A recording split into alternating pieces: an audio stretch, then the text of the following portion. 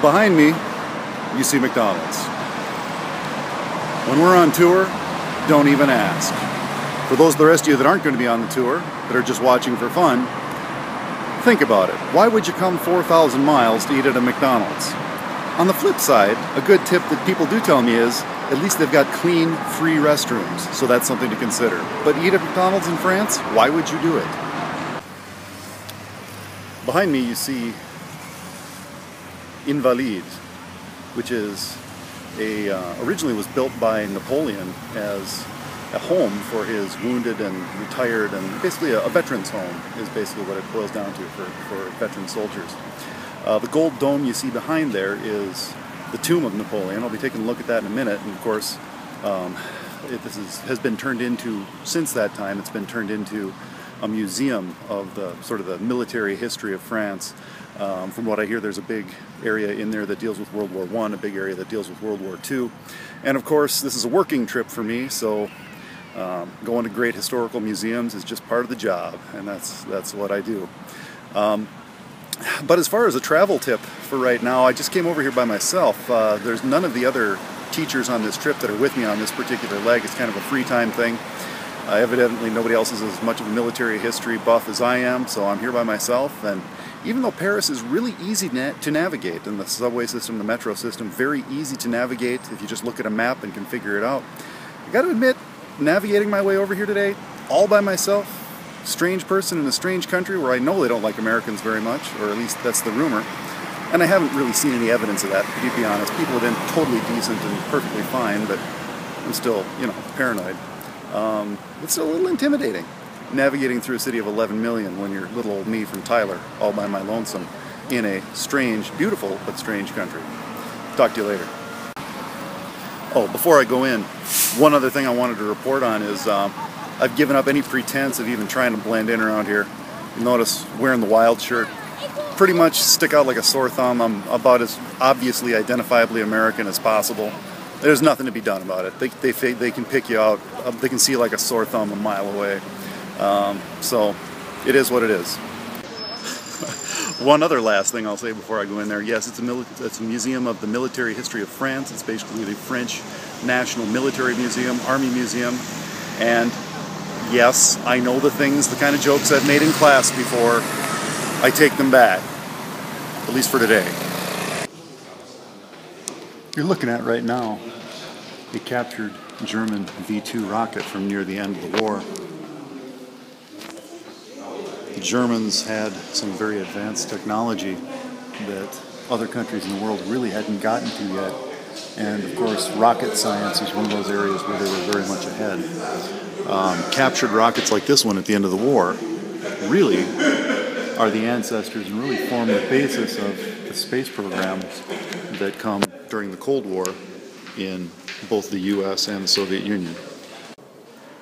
Shifting from travel tips to history teacher mode here for just a moment, you'll notice the sign over my shoulder for the World Wars exposition here at the National Army Museum at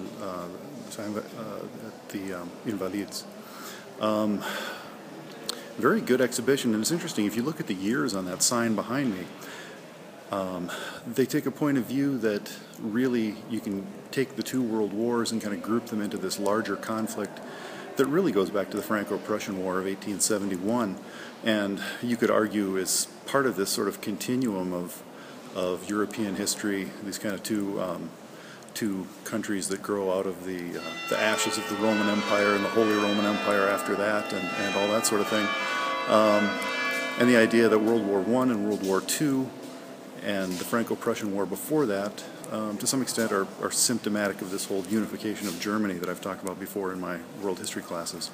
Very nice museum, very honest museum in a lot of ways. There are some things during World War II as far as Marshal Pétain and some things, the Vichy government that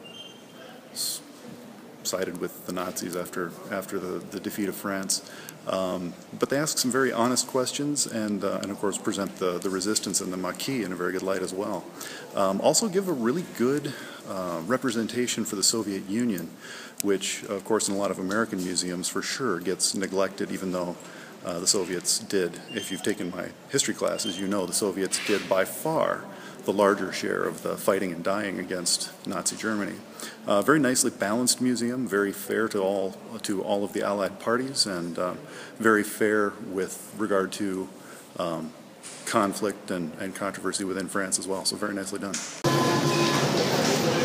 Well, isn't that ironic?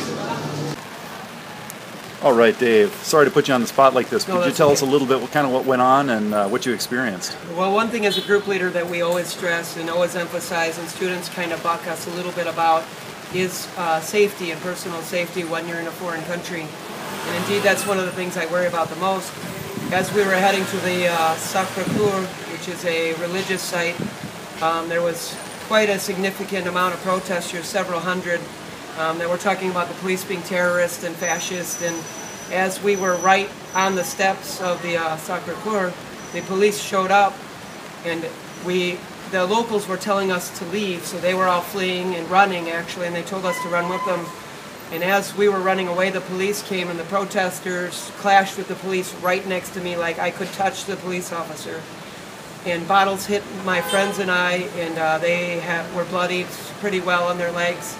And the police car was smashed, and they had to flee for their safety, and we just narrowly escaped it. And so one thing we want to talk about a lot is safety and making sure we have a good emergency contingency plan. We were very close to being significantly harmed, and minor injuries for us, but we were probably a couple seconds away from significant injuries. So be safe and have lots of contingency plans. All right. Thanks, Dave. Have killed a couple children accidentally. There you have it, an authentic Parisian experience.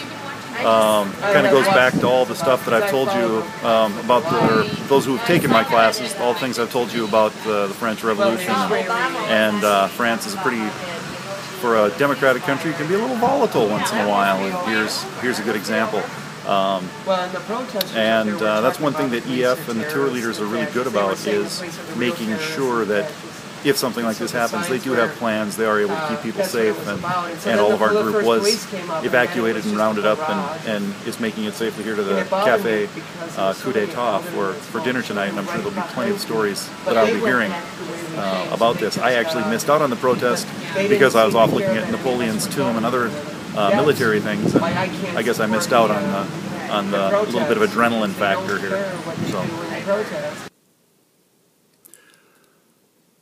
I think this is going to be my last update while I'm still in Paris. I'll shoot a little footage tomorrow of getting on the Eurostar, do a little update as far as traveling across the French countryside and the English Channel via train. But I think I'll wrap this up and upload this as my last video from France. There's been some exciting stuff in here.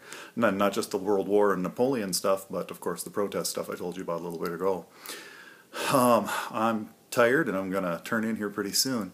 It is fairly late on Saturday night. I'm not exactly sure what time it is. But Paris has been great. Those of you who've been following the videos, or those of you who know me personally, know that okay, I wasn't real hot on the idea of going to France in the first place, but I've loved it. I've absolutely loved it.